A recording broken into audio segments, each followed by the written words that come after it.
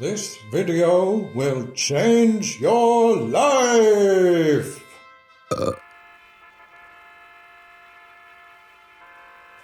Greetings, film connoisseurs. Welcome to the No Flimflam Film Fan channel. Although we've discussed many films previously, I believe this is our first documentary, and this documentary will change your life. That's what I would say if I were a flim-flam man, but I am very explicitly not. No, Hack Your Health, The Secrets of Your Gut, a film directed by Anjali Nayar and available on Netflix, explores the scientific inquiry into the frontier understanding of the correlation between microorganisms in our digestive system and our overall health, not just digestion and weight balance, but mood and even mental health. I chose to watch and discuss this documentary because, well, first of all, it's interesting science, and secondly, my interesting scientist life partner wanted to check it out. We actually know the lead scientific consultant. He's a friend of a friend. Oh, what's a film consultant, you ask? Why, thank you for asking. I thought you'd never ask. Before we get to the film discussion and the actionable advice we can follow at the end of this video, I want to have a brief talk about the importance of finding a good consultant for your film. When filmmakers start exploring a topic outside of their own expertise, it's commonplace to seek that expert opinion from somebody with knowledge on the subject matter. This applies to science, to health, to history, culture, language, anything and everything. The quality of the consultant and the degree to which filmmakers actually heed their advice varies wildly. As a Star Trek fan, I can think of one particularly sad example from the Star Trek Voyager series.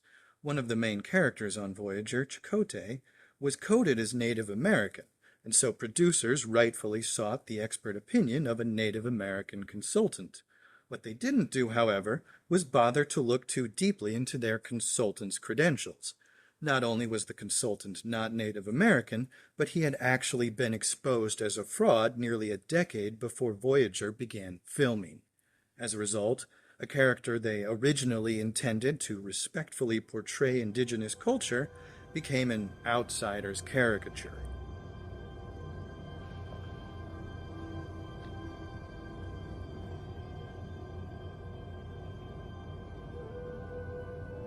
Hakuchimoya. Hakuchimoya. Hakuchimoya. Hakuchimoya. Hakuchimoya. Hakuchimoya. Hakuchimoya. We can contrast this with the representation of Comanche culture and language presented in the film Prey, a recent entry in the Predator science fiction series that takes place in the 18th century in the Great Plains of North America and features a largely Native American cast. Filmmakers didn't just seek out a Native American consultant, they brought a member of the Comanche Nation to co-produce the film. She provided ample resources, and the team made significant changes during production to better follow her advice. The result was a tight, suspenseful alien invasion film set in as real a depiction of 18th century Comanche territory as you will ever see on film.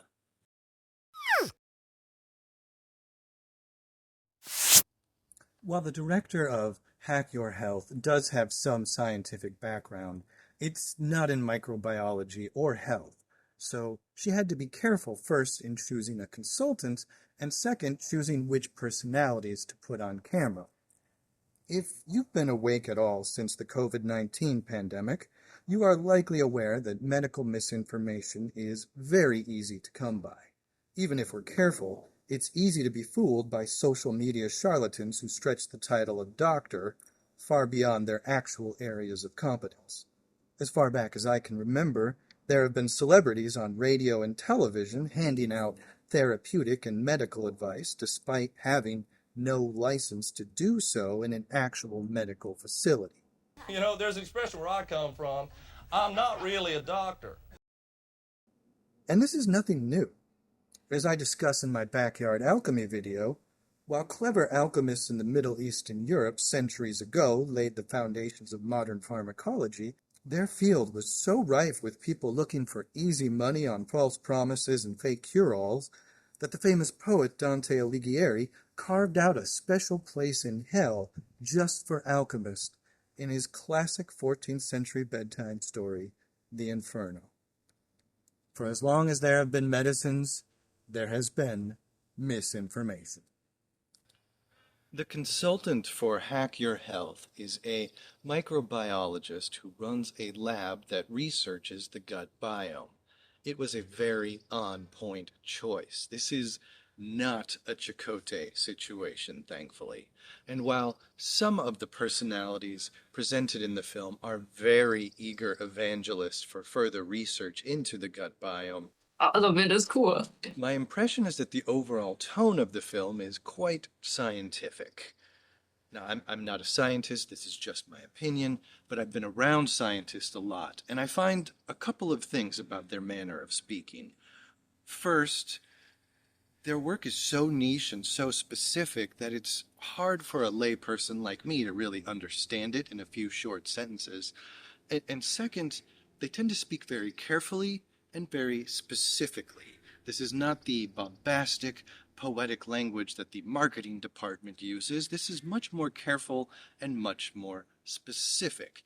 If research shows promise, there's a lot of work that needs to happen before that promise can turn into a very usable product. And when products fail, oftentimes it's not the fault of science and research, but rather business practices pushing things out before the people doing the work behind it are ready for it. Essentially, it would be very unusual for a scientist to promise to change your life forever in an instant.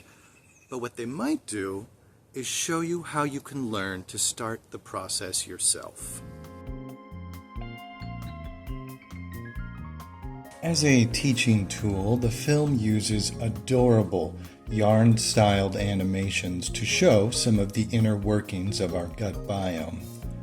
And it follows researchers and test subjects with severe digestive issues and food aversions. There's a Michelin star-winning pastry chef who can't eat her own food, a doctoral student with chronic gut pain, a single mother who struggles to lose weight, and a world-famous hot dog-eating champion who no longer experiences hunger. Like, not ever. Can a greater understanding of the gut biome help all these people? Well, it's no spoiler to tell you that scientists don't have a perfect cure for any of them, but they have identified some specific types of gut bacteria that may impact their conditions. The mice that received the bacteria from the obese twin gained more weight on the same food. The researchers also show the beginnings of their investigation into whether the highly industrialized Western diet, with all its processed food, may have depleted the diversity of our gut biome compared to those of people in other parts of the world where food is more localized and supermarkets are scarce. They also show some initial findings indicating that some gut bacteria may actually impact our mental health. Having more or less of certain bacteria could affect the severity of depression or other health conditions. Within a week, that depression completely went away. So, what to do about it? Well, you can pay a bunch of money to mail your poop to a lab that will tell you what bacteria you have in your system, but the documentary chooses to push a simpler, more affordable action. All the things you can do to have a healthy gut, eating differently, treating your gut nicer, you can do them without having an analysis first. The food we eat impacts the bacteria that develop in our gut. If you eat a lot of sugar, you develop sugar-loving bacteria. To develop and maintain a more diverse and healthy gut biome, the solution is simply to eat a variety of fruits and vegetables. That's it. No fad diet, no pills, just do what your grandmother probably already told you. The recommended number is 20 to 30 different fruits and vegetables per week. But if you have strong food aversions, like some of the test subjects in the film, you can start by counting what you already do and slowly building up. Nibbling even just a little bit of a vegetable you detest is a start, and with practice, you can build up a tolerance. In response to the documentary, I created a chart and put it on my fridge. It's just a list of fruits and vegetables I might eat in a given week. Having the list displayed like this also helps me to think about food diversity. Otherwise, I tend to fall into the same routines. You can easily adapt this list to whatever is readily available in your area, and hopefully it inspires you to try some food you might otherwise have ignored.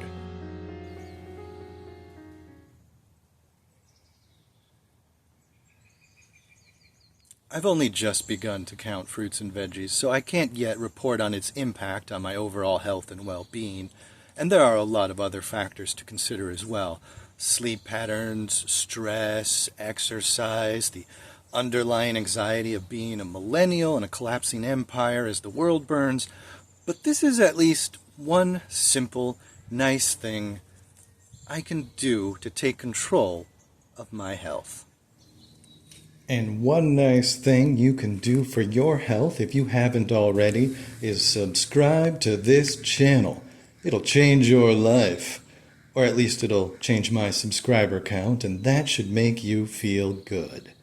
Also, check out the alchemy video I mentioned earlier. You can watch it in parts. I really don't mind.